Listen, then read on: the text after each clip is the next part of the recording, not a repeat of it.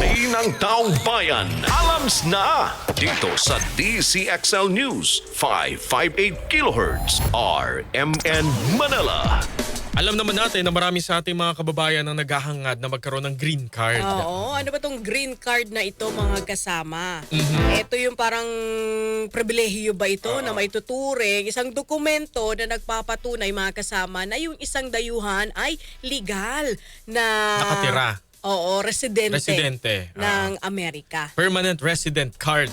Yan. Paano ba nakakakuha based sa iyong mga pakikipagkwentuhan sa iyong mga kaibigan? Paano nakukuha itong green card na ito? Ay, di ba yung iba minsan pinipetisyon. Kung ikaw ay may kamag-anak. Ayan, ng kamag-anak. Yan, doon sa Amerika, ikaw ay tinatawag na ipipetisyon para magkaroon ka ng US green card. Pero merong iba na through romantic relationships. Oo, di ba? Kaya nga iba parang gusto or naghahanap ng afam. Yung iba ha, hindi naman natin nilalahat. Di ba? At yung iba naman, kung halimbawa ay yung trabaho mo. Pwede rin Diba? sa trabaho. Yan yung ilan sa mga paraan para ikaw ay magkaroon ng US green card. Mukhang meron daw bagong polisiya si US President Donald Trump at mukhang mahigit 100 hanggang 200 mga Pilipino roon ang posible roon na maapektuhan. Kaugnay po niyan makakausap natin si Consul General Zoilo Velasco, ang ating ng Philippine Embassy in Washington, D.C., USA. Good morning po, Consul General Zoilo Velasco, si Xander po ito at si Angel. Good morning po. Good morning po. Magandang umaga sa mga tagapakinig ng inyong programa. Xander, Angel, good morning. Opo. Anong oras At po? good evening mula rito Ayan. sa Washington, D.C.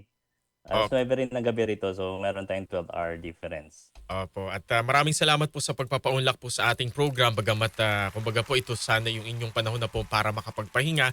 Pero para po sa ating mga kababayan, kayo po ay nariyan. Conjen. Opo, una po sa lahat, ano ho yung magiging ano ho ba yung kasalukuyang polisiya ng Estados Unidos sa paggawad po ng green card sa mga foreigner?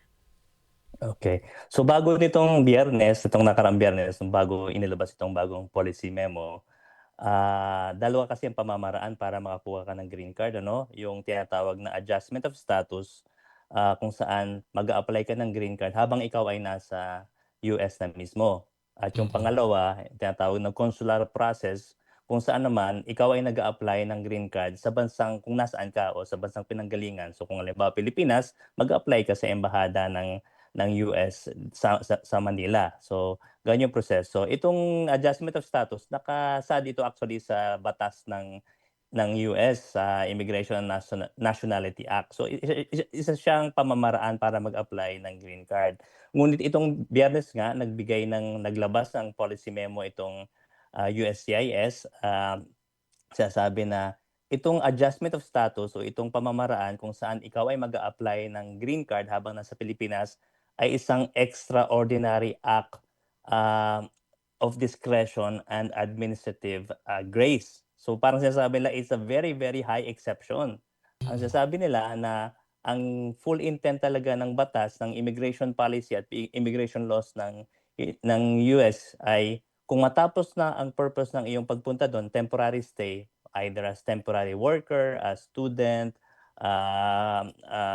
as tourist, pagtapos na yon dapat uwi ka na. Tapos ngayon, uwi ka na. Ngayon kung ipipetisyon ka man or mag-apply ka ng green card, gagawin mo yun dapat sa bansang iyong pinanggalingan. So uuwi ka ng Pilipinas. So nitong Biyernes nga, naglabas sila ng memo at sinasabi nga na babalik tayo doon sa original na intent ng batas na dapat ang mga mag-a-apply ng green card, gagawin yun through the regular consular process. At very extraordinary circumstances lamang, very, very extraordinary exception lang dapat ang makakapag-avail ng proseso na adjustment of status o yung mag-a-apply ka habang ikaw ay nasa Estados Unidos. So ano tong mga instances na ito? Nakalagay doon sa memo kapag ikaw ay hindi pa ito hindi pa ito parang automatic, parang nasabi lang may. Kasi nga extraordinary. So kapag halimbawa ikaw ay nagbibigay ng economic benefits sa US o kaya ay it would be in pursuance of the national interests ng bansang iyon. So nagkaroon ng paglilinaw din on the same day ng Biyernes pero ito hindi informal kasi hindi formal rather, kasi nga parang in-interview lang yung USCIS, Verbal sinabi nila lang, na oo, verbal. verbal na H-1B visa workers, H-1B visa holders at saka yung mga highly skilled workers ay maaaring hindi maapektuhan in the near term nitong bagong polisiya. So yun Hmm. yung sinasabi nila. Okay. So Conjan, yung meron tayong mga kababayan na maaari pong mapauwi muna sa Pilipinas habang inaasikaso po yung kanilang aplikasyon para sa kanilang permanent residency. Ilan po ang tansya po ninyo na maapektuhan po ng mga Pilipino? Mahirap actually magbigay ng eksaktong numero o magtansya kasi nga parang nagbabago-bago din o evolving matter itong bagay na ito kasi nga nung Biyernes, nung nilabas nila ito, maraming nag-react, maraming O violent reaction. tumutol, Meron nga nagsasabi na tumututol, meron nga nagsasabi na illegal ito kasi nga nakalagay mismo sa batas na puwedeng mag-adjustment of status, puwedeng mag-apply habang ikaw ay nasa US. Tapos itong policy memo na inilabas ay isang executive act lamang. So sabi, hindi dapat Ah, ma-overturn ng isang executive act ang nakalagay sa batas. Pero setting that aside, siyempre discretion talaga ng gobyerno kung ano talagang gusto lang gawin nila sa kanilang immigration policy. So, 'yun, ta's nilinaw nila na yung mga H-1B visa holders, mga highly skilled workers maaaring hindi maapektuhan. So, 'di mo rin malaman kung saan mo ilalagay kung ano talaga yung numero na titingnan mo para sa na maapektuhan. Pero ang ang malinaw lamang sa datos ng USCIS ay karamihan, actually malaking bahagi ng mga nag-a-apply ng green card, na mga Pilipino ay galing sa Pilipinas. So wala sila mm.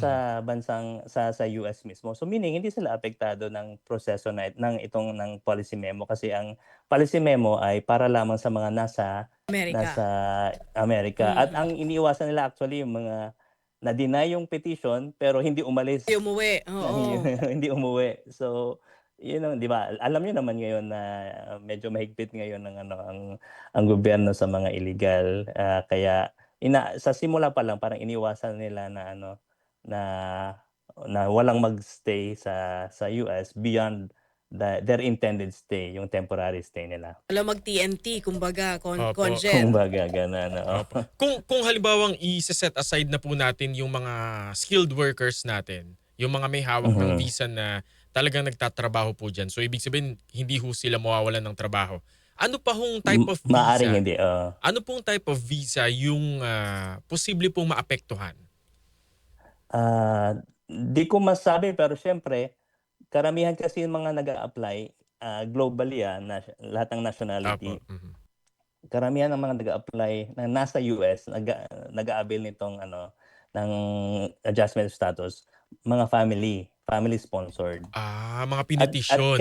oo, mga penetisyon. Kahit naman sa Pilipinas, kung titignan yung datos, karamihan talaga, malaking bahagi ng mga nag-a-apply ng green card, mga petisyon din. So, mga family members. So, yun yung mga talaga ang maapektuhan nitong bagong pulisiya. At di rin natin alam kung gaano nila ka-istrikto or ka-liberal na i-apply ito kasi nga discretion talaga nila, an extraordinary act of discretion. Mhm. Yun pong So, yun. yun pong family preference category na binabanggit po ninyo, Mhm. kasama ho ba dun yung mga meron pong girlfriend o boyfriend na Amerikano or Amerikana?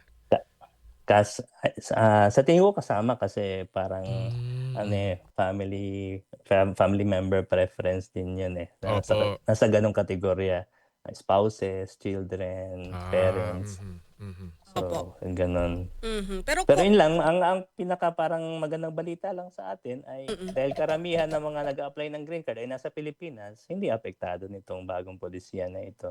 Opo, pero meron pa rin na maapektuhan. Sabi mo nga, Conjen, merong Mhm. karamihan nasa Pilipinas. Pero paano po yung mga andyan habang nagiintay ng kanilang green card? Handa po ba silang tulungan ng Philippine Embassy para po sa kanilang posibleng deportation?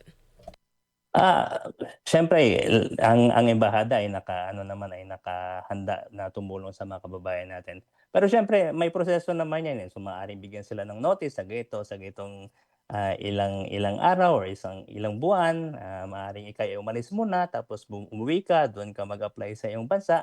Hindi naman siyempre sila agad-agarang, ipapauwiin. Pero yun nga, 'di natin alam, kasi inaasahan natin na sa mga paparating na araw, linggo o buwan maglalabas ng karagdagang, alituntunin o paglilinaw ang USCIS kung ano talaga yung proseso, kung sinong mga visa category ang talagang masasaklawan nitong pulisiya, kung sino yung pauwiin, sino yung puwedeng magstay sa US para ipagpatuloy yung kanilang aplikasyon ng green card. So, ang payo ko lang, abangan ang mga susunod na mga anunsyo o Ang mangyayari, alam mo oo. yun, kung kailangan niyo talagang magkonsulta ng immigration lawyer, gawin po ninyo kasi siyempre mas mapapanatag ang loob niyo kung talagang eksperto ang inyong kokonsultahin ukol sa inyong kalagayan. Opo, follow up lang. So linawin lang natin, Conjen, sa ngayon wala pa po nag-reach out sa ating embahada.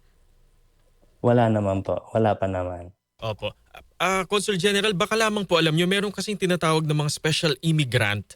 Ito raw po yung mga grupo ng mga religious worker, certain broadcasters. Meron ho bang ganong status po ng mga Pinoy dyan sa US? Ah, may mga hindi ko siyempre ako'y Kabisado lahat. abogado pero Apo, yes. hindi naman ako immigration lawyer at hindi rin ako kwalipikadong abogado sa Mhm. Estados Unidos. Pero may mga ganong kategorya ng visa sa Sa US, siyempre US. special immigrant o mga religious, 'yan, Siguro media po, worker, artist, oo. siguro po yung iba, ibang ano po, no, ibang lahi. Opo, oo, oo. Apo, mhm.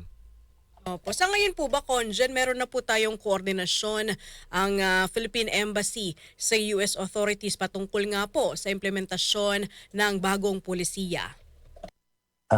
Ngayon po kasi naghihintay kami ng anunsyo, kamakailan lang naman 'to inilabas 'no, nung Biyernes lang at ang expectation nga natin ay magkakaroon pa ng paglilinaw. So, titingnan natin depende rin naman sa demand ng mga ng alam mo yun, kung papaano tumatakbo itong issue na ito.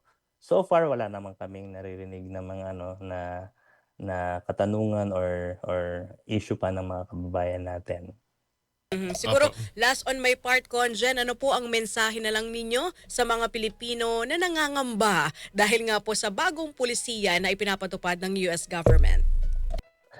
Ang maipapayo lang namin ay, sundan ninyo ang USCIS, get your news from official sources. Huwag kayong maniniwala sa kung ano sasabihin sa social media Correct. kung Mhm. sino-sino yung eksperto.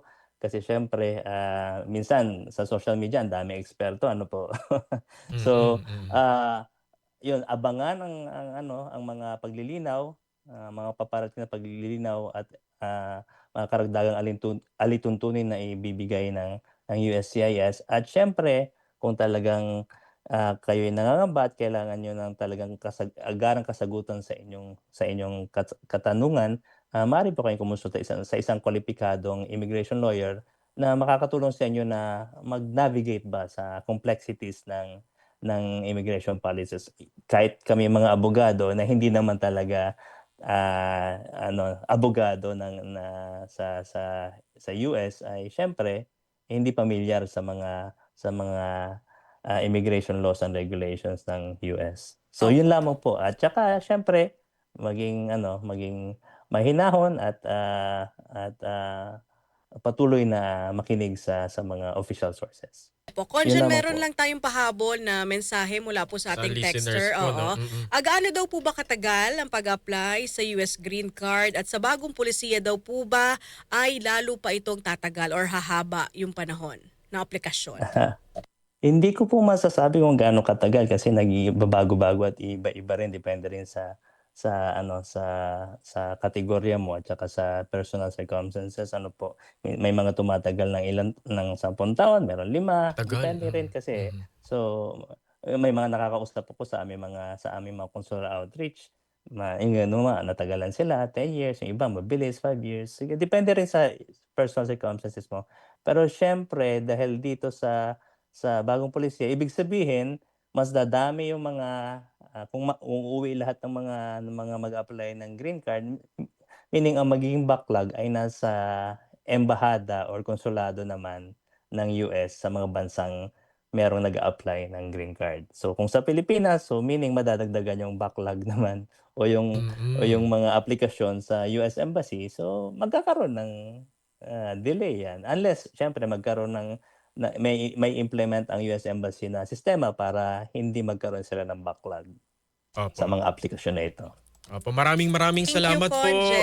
Thank you po, sir, ha. Mag-iingat po kayo Good dyan. night. Walang anuman, maraming salamat, Sandra and Angel. Good night and good morning. Oo nga. Maraming salamat po si Consul General Zoilo Velasco. Direct from Washington, D.C. Atin pong from our Philippine